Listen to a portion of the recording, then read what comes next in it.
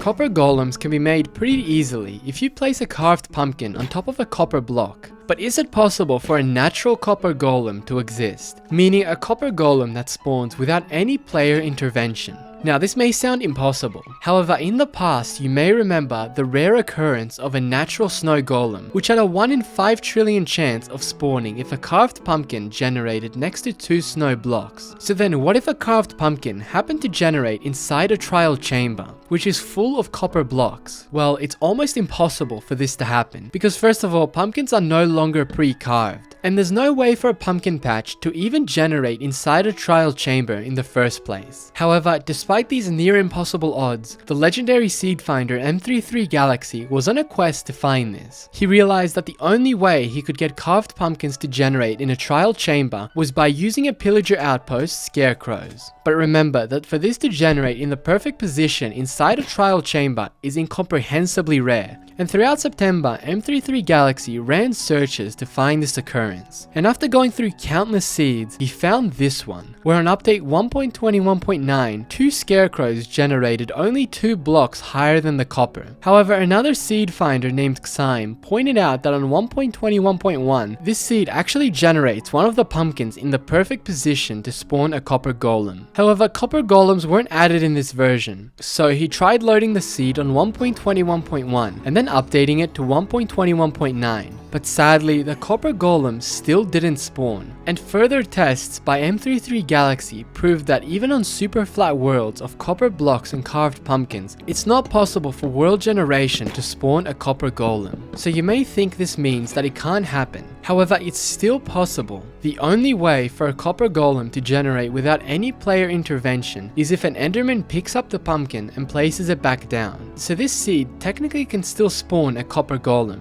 but it's just way more rare. And honestly, it's pretty wholesome seeing an enderman build a golem.